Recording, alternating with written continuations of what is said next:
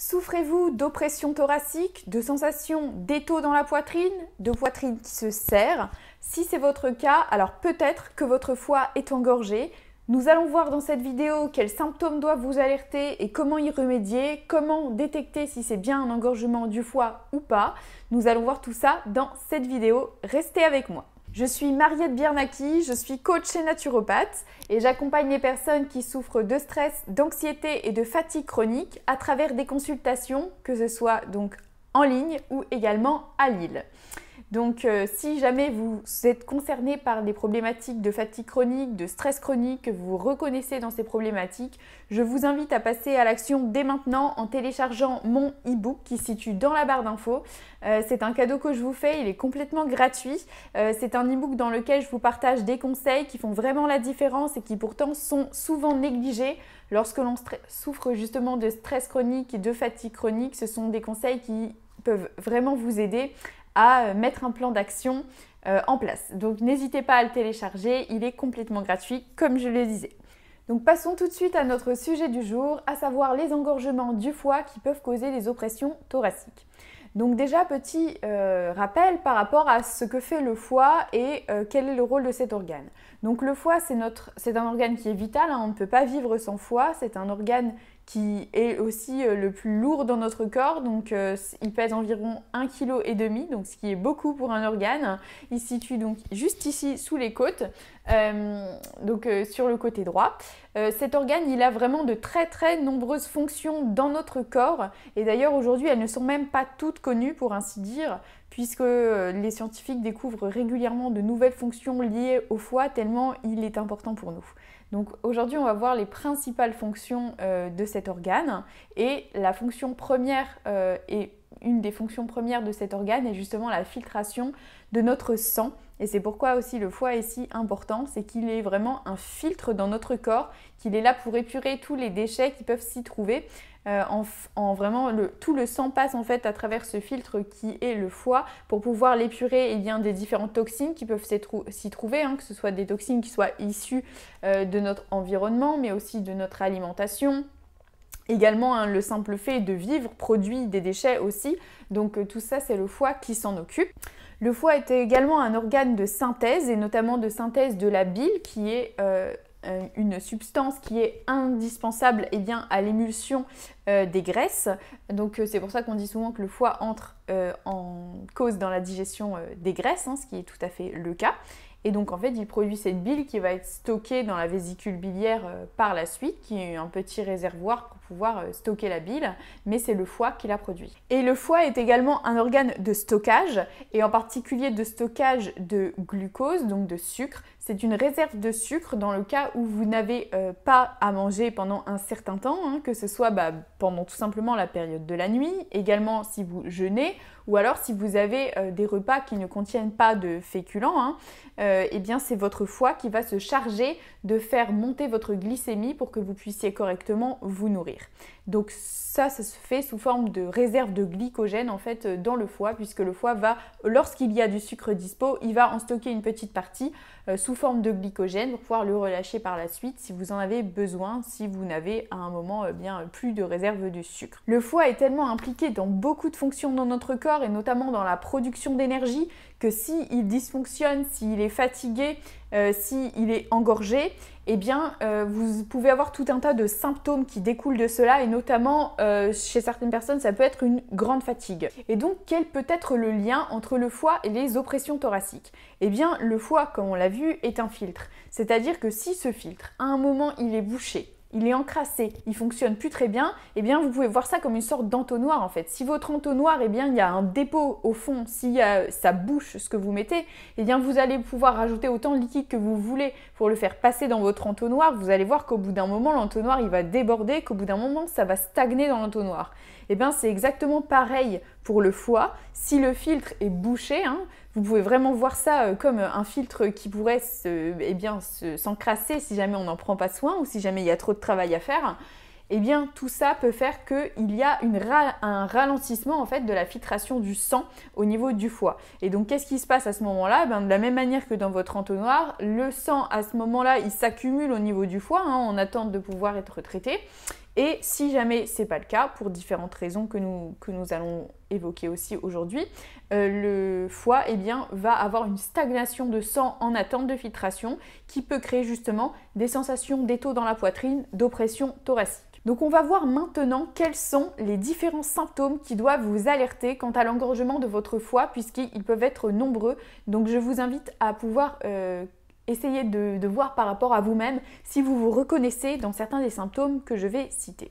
Donc le premier symptôme d'un foie qui est engorgé, c'est la difficulté à digérer les graisses, les repas lourds, donc sans forcément aller jusqu'à un repas de fête, hein, bien sûr, parce que là, il n'y a pas grand monde qui va vraiment très bien le digérer, hein, ça fait beaucoup d'un coup souvent, mais si d'une manière générale, lorsque vous êtes dans votre alimentation quotidienne, si vous voyez que vous avez un tout petit peu de graisse en plus que d'habitude, par exemple, eh bien ça passe pas, vous sentez que vous avez des renvois pendant tout l'après-midi, lorsque vous avez mangé le midi, lorsque vous sentez que vous n'avez vraiment pas faim de tout l'après-midi, même jusqu'au repas du soir, alors que vous avez mangé une quantité qui vous semble complètement normale par rapport à vos besoins, alors là, peut-être que ça peut signifier que votre foie a vraiment du mal avec la digestion et en particulier la digestion des graisses.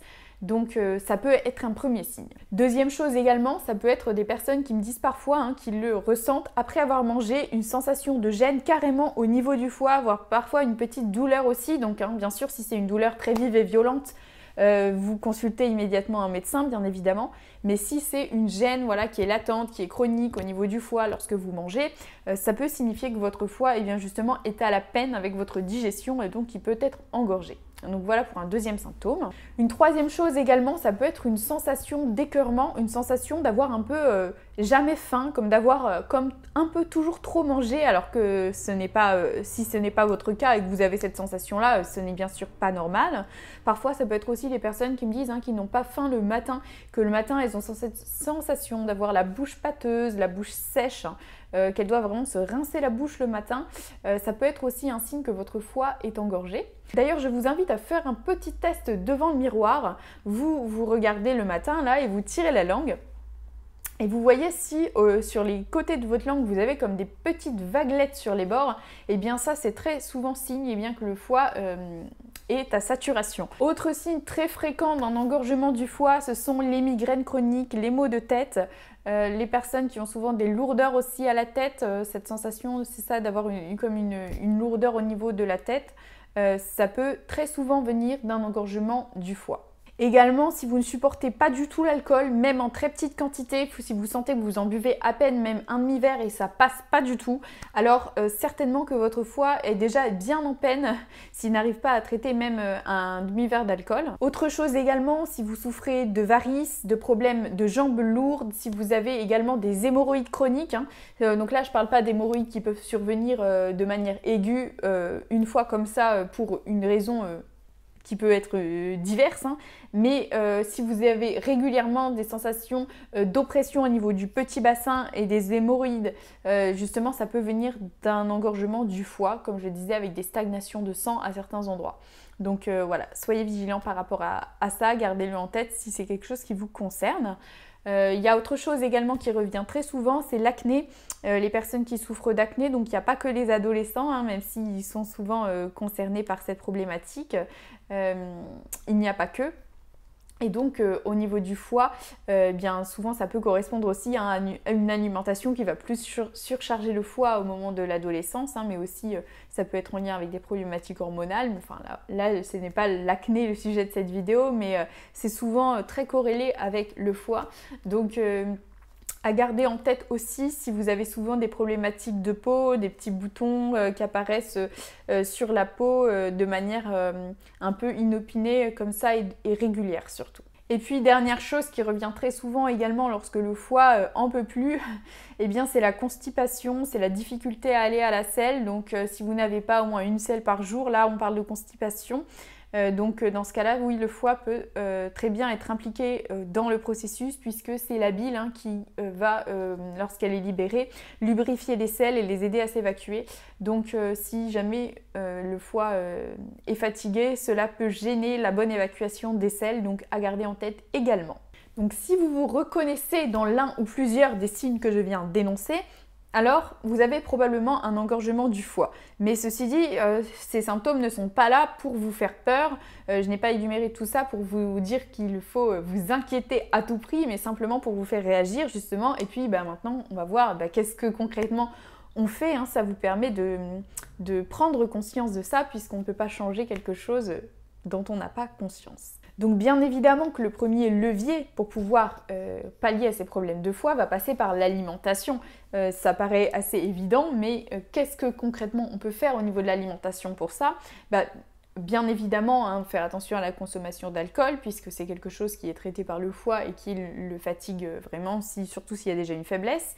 Également, la consommation de chocolat. J'ai déjà fait une vidéo sur le chocolat d'ailleurs, donc c'est quelque chose de très très lourd à digérer pour le foie. Donc si vous voulez en savoir plus, je vous invite à visionner cette vidéo, elle pourra vous aider. Donc je vous recommande au niveau des graisses que vous allez consommer de privilégier des graisses qui soient non transformées. Donc c'est-à-dire éviter les graisses trans, les graisses industrielles, les graisses de friture également qui ont été transformées et donc ne sont plus assimilables par l'organisme.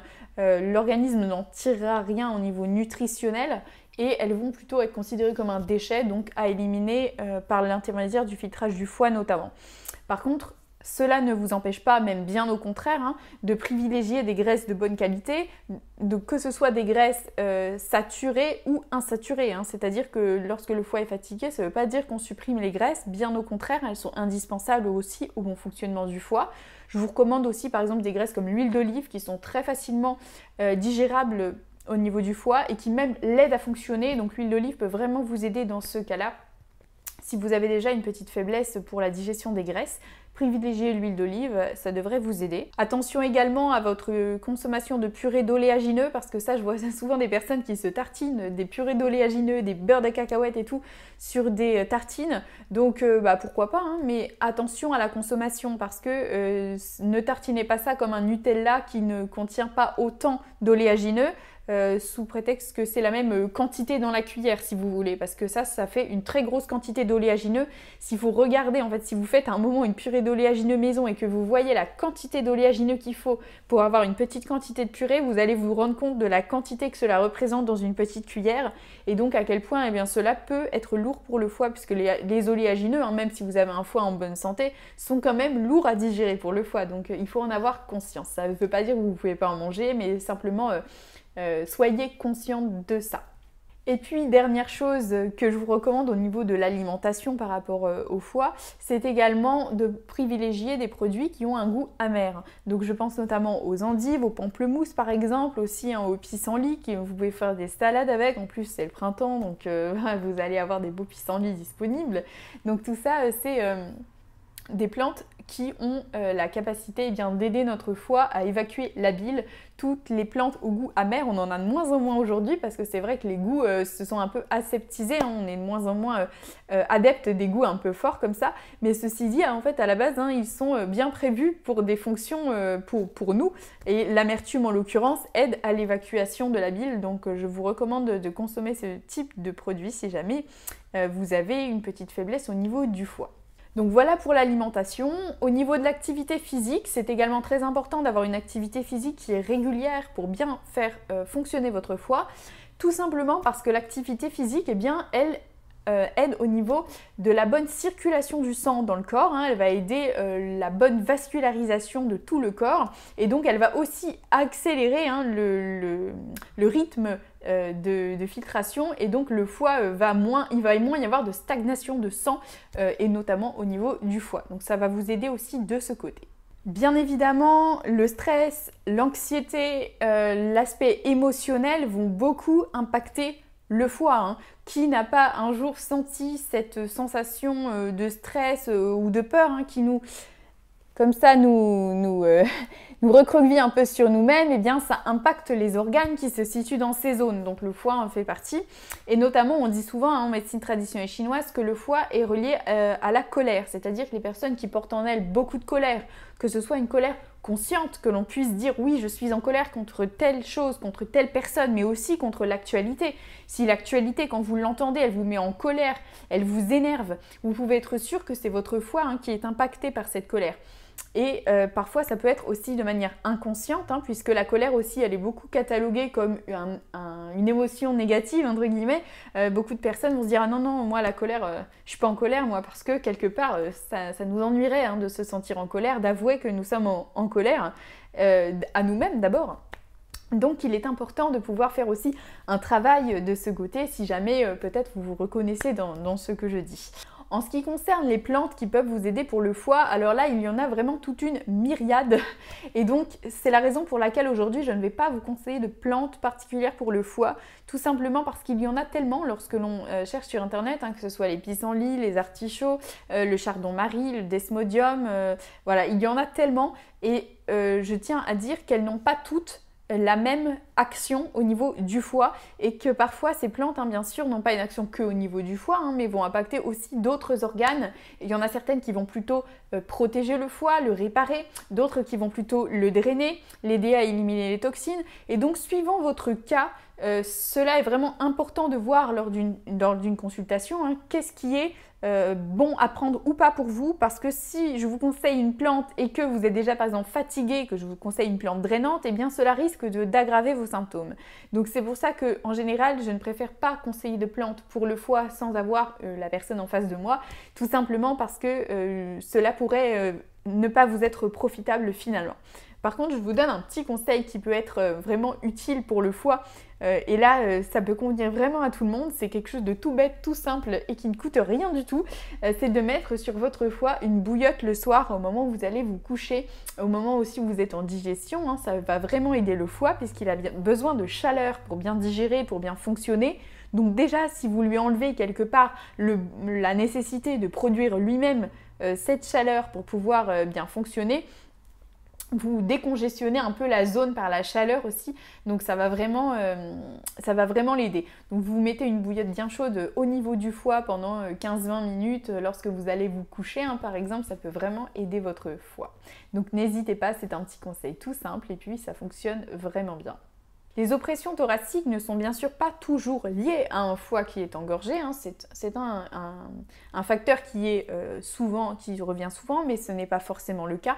J'ai fait une vidéo sur les oppressions thoraciques de manière plus spécifique si vous vous sentez concerné par cette problématique. Donc je vous la mets dans le petit, comme ça vous pourrez aller voir exactement quelles sont les différentes causes qui peuvent provoquer ces oppressions thoraciques et je vous donne également un exercice pour pouvoir vous en sortir si jamais vous êtes concerné. Donc n'hésitez pas à aller visionner cette vidéo si c'est une problématique qui vous concerne. Si cette vidéo vous a aidé, likez-la, mettez-moi un petit pouce, ça me fait vraiment plaisir et ça m'aide vraiment à mettre la chaîne en avant, à pouvoir partager à un plus grand nombre de personnes tous ces conseils. Donc n'hésitez pas. Abonnez-vous également pour ne rater aucune prochaine vidéo. Mettez bien la petite cloche des notifications, sinon YouTube ne vous notifie pas toujours des nouvelles vidéos. Donc activez bien la petite cloche, comme ça vous serez informés. Et en attendant, je vous dis prenez bien soin de vous et on se retrouve très vite.